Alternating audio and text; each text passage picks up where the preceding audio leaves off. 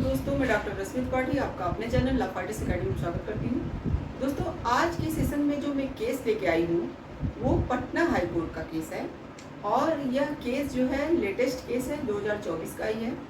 आज हम लोग इस केस के माध्यम से यह जानने वाले हैं जो कि मृत्युकालीन घोषणा होती है, यानी कि डाइंग डिक्लेरेशन, जो कि ऑर्डिनेंस एक्ट में जो है जिसको डिफाइन किया गया है।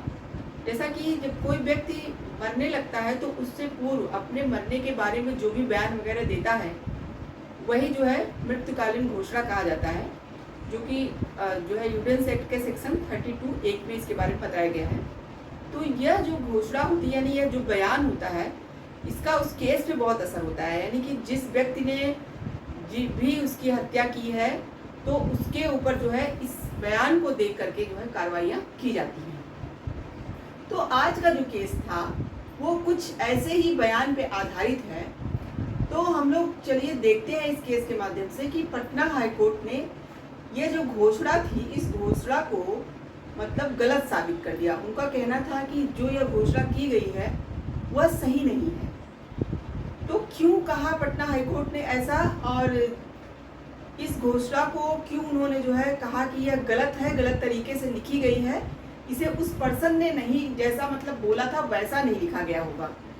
तो हम लोग आज इस केस के माध्यम से यही बात जानने वाले हैं कि पटना हाई कोर्ट ने अपने डिसीजन में ऐसा क्यों कहा और क्या था पूरा ये मुद्दा। जैसा कि जो केस रहता है, यह केस रहता है कि दो पर्सन थे जिनके ऊपर जो है आईपीसी का सेक्शन 498A, यानी कि हम लोग जानते हैं कि 498 जो होता है वह जो है क्रूरता से संबंधित होता है कि पति और पति के रिश्तेदारों के द्वारा किसी मतलब पत्नी के ऊपर क्रूरता किया जाए। तो ऐसा ही एक केस उनके पति के ऊपर और पति के पिता के ऊपर, यानी कि ससुर के लिए आईपीसी का सेक्शन 498A और आईपीसी का सेक्शन 302 लगवाया गया था। देखिए 302 क्यों लगवाया गया, क्योंकि उन्होंने मतलब मर गई थी, वो जो वाइफ थी उनकी वो मर चुकी थी, तो वही 302 का भी चार्जेस लगाया गया था। तो मामला यूं था कि इनकी पत्नी जल गई थी और जल के मरी हुई थी। तो पत्नी के जो भाई थे उनका ये कहना था कि दहेज के कारण, यानी कि दहेज में 2 लाख रुपए मांगा जा रहा था मेरी बहन से, उसने नहीं दिया तो उसको जला के मार डाला गया। इसीलिए इनके ऊपर आईपीसी का सेक्शन 498A और 302 अप्लाई कराया गया था। आप देखिए, मामला जब ट्रायल कोर्ट में पहुंचता है, तो जब मामला ट्रायल कोर्ट में पहुंचता है तो वहां पे जो सबूत और गवाह पेश किए गए थे वो सब किस तरह से था कि जो इनकी वाइफ मरी थी उसका एक मृत्युकालीन घोषणा भी प्रस्तुत किया गया था, यानी कि डाइंग डिक्लेरेशन। तो उसमें मतलब कहा गया था कि मेरे पति ने और मेरे ससुर ने मिल करके मुझे जला दिया।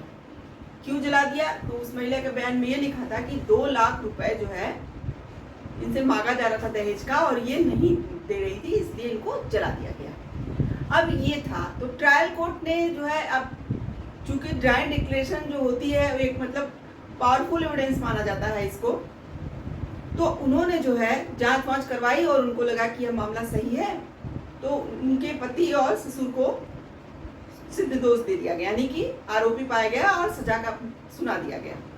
अब ये दोनों लोग अपना जो है ये अपील लेकर के पटना हाई कोर्ट जाते हैं। इनका क्या कहना रहता है कि हमने अपने बहू को, और इन्होंने कहा मैंने अपनी पत्नी को हम लोगों ने नहीं मारा है, वह खाना बनाते समय जल के मर गई थी।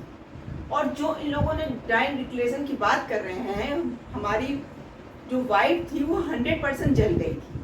तो 100% जलने वाला व्यक्ति इस तरह की घोषणा नहीं कर सकता है, ये इन लोगों का कहना था। और ये लोग अपना पटना हाई कोर्ट में एक केस लेके जाते हैं। इनका कहना था कि हमें फंसाया जा रहा है और ऐसा कोई मामला ही नहीं था, मेरी बहू खाना बना रही थी और खाना बनाते समय वह जल गई थी और जलने के कारण वह मर गई थी। हम लोग हॉस्पिटल भी ले गए पर उसे बचा नहीं पाए।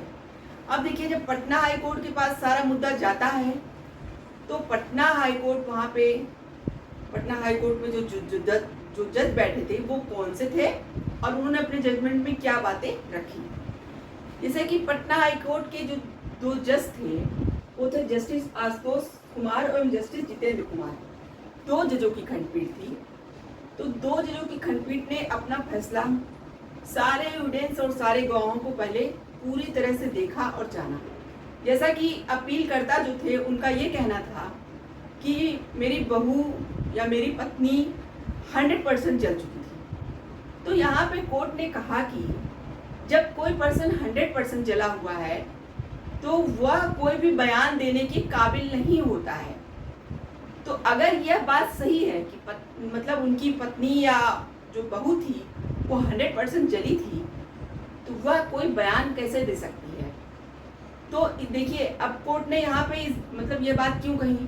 कोर्ट का यहाँ ये कहना था कि जो अपील करता है, जब उन्होंने अपने केस में यह बात लिखाया कि जो है मेरी बहू 100% जली है, तो इस बात का ऑब्जेक्शन अभियोजन पक्ष ने नहीं किया। मतलब उन्होंने एक बार भी ये नहीं कहा कि नहीं मेरी बहन पूरी तरह नहीं जली थी, 100% नहीं जली थी, वो बयान देने योग्य थी, ऐसा उन लोगों ने नहीं कहा। उन्होंने माना कि हाँ वो 100% जली थी। अब देखिए, पहला मसला तो यहाँ फंसा इस बात का कि उन लोगों ने ये माना था कि उनकी मतलब जो बहन थी वो 100% जली थी।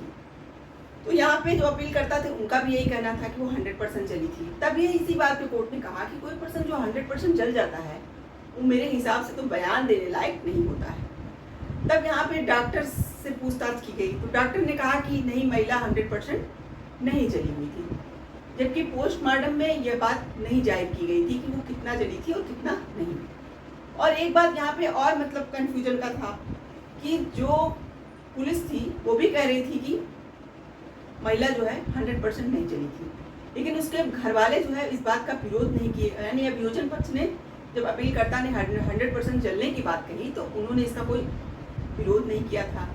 और एक चीज यहाँ संदेह के दायरे में और आ रही थी कि जो महिला जली थी उसका जो पुत्र था उसने भी पुलिस को यह बयान दिया था कि मेरी माँ खाना बनाते समय जल गई।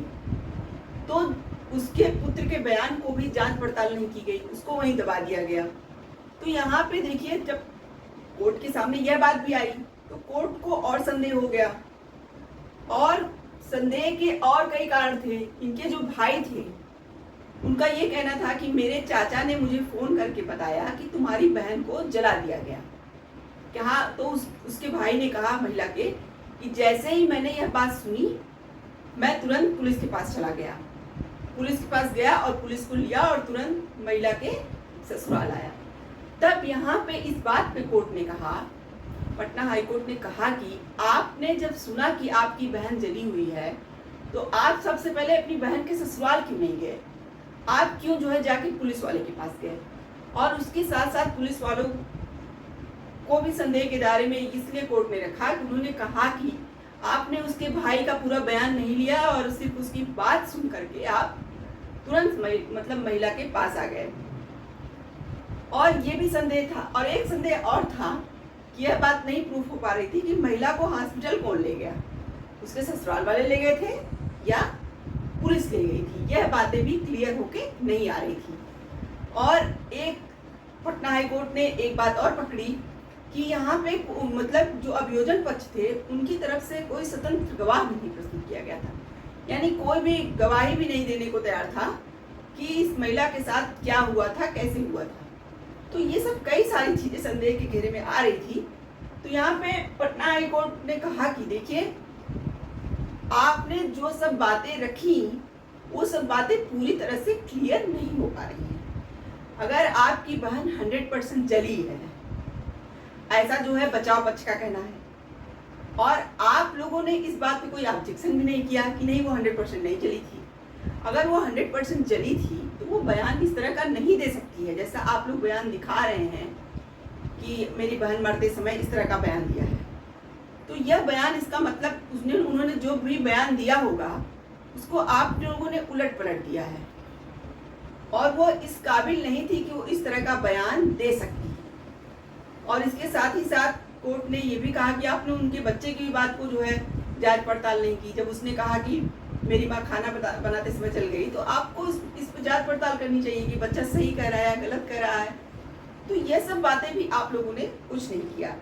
बस आप लोग जो है यही बात बता रहे हो कि जो है मरते समय उस औरत ने ये बात बयान में कही। तो देखिए, पटना हाई कोर्ट को यहाँ बहुत सारे कंफ्यूजन हुए और ऐसा लगा कि जो भी इन लोगों के ऊपर इल्ज़ाम लगाए गए हैं, जो अपील करता थे, वो इल्ज़ाम गलत तरीके से लगाए गए हैं, यानी कि बना के लगाए गए हैं, क्योंकि सारे एविडेंस जो भी मिल रहे थे वो अभियोजन पक्ष के खिलाफ ही थे। भले मतलब वो महिला जल के मरी थी, लेकिन जो भी एविडेंस मिले, जो भी कोर्ट के सामने सबूत पेश किया गया, तो अभियोजन पक्ष उसमें अपना बचाव नहीं दे पाया। तो इसीलिए यहाँ पे पटना हाई कोर्ट ने अपने डिसीजन में यही कहा कि 100% जली हुई कोई भी महिला मृत्युकालिक बयान नहीं दे सकती है। उसको जो है ऐसा बयान देने के लिए थोड़ा बहुत तो स्वस्थ होना चाहिए, मतलब थोड़ा बहुत भी ठीक ठाक हो। और ये बात भी क्लियर नहीं हो पा रही है कि कौन उसको हॉस्पिटल ले गया, पुलिस ले गई या फिर घर वाले ले गए, और बच्चे का बयान, ये सब कई सारे ऐसे जो है मुद्दों को देखते हुए यहाँ पे पटना हाई कोर्ट ने अपने डिसीजन में कहा कि पति और उनके जो ससुर हैं महिला के, वो दोनों को निर्दोष कर दिया। उन्होंने कहा कि कोई भी एविडेंसेस सही नहीं है कि इनको दोषी पाया जाए, और उन्होंने जो ट्रायल कोर्ट ने अपना जजमेंट दिया था उसको पलट दिया।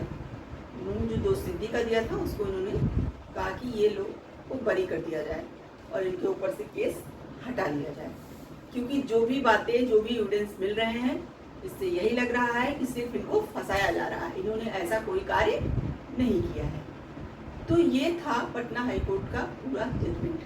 देखिए, आज के जजमेंट से हम लोग को यह बात समझ में आती है कि जो मृत्युकालिक बयान होता है वो होता तो बहुत इम्पोर्टेंट है, यानी कि एक अच्छा एविडेंस माना जाता है, लेकिन यहाँ पे मसला ये था कि वो जो बयान दिया गया था वो सही था या नहीं था, ये बात प्रूफ नहीं हो पाई। इसीलिए जो है कोर्ट ने इस केस को खारिज, मतलब अपीलकर्ता की अपील को स्वीकार करते हुए जो ट्रायल कोर्ट ने जो है अपना जजमेंट सुनाया था उसको खारिज कर दिया था। कोर्ट का ये कहना था, जब यहाँ एविडेंस ही सही तरीके से नहीं मिल पा रहे हैं, कोई जो अभियोजन पक्ष है वो सही से अपना एविडेंस ही नहीं पेश कर पा रहा है कि उसकी बातें सही हैं, और जो बचाव पक्ष हैं वो अपने जो एविडेंस दे रहे हैं वो उनके सही हैं, तो फिर यहाँ पे जो है झूठा केस हमें लगता है। तो इसलिए पटना हाई कोर्ट ने उन लोगों को बरी कर दिया था। तो आशा करते हैं कि आज का केस आपको पसंद आया होगा। आप मेरे चैनल को लाइक कीजिए, सब्सक्राइब कीजिए, शेयर कीजिए और बेल आइकन को दबाइए, जिससे ऐसे ही नए नए केसेस से मैं आपको अवगत कराती हूँ। तो थैंक यू वेरी मच।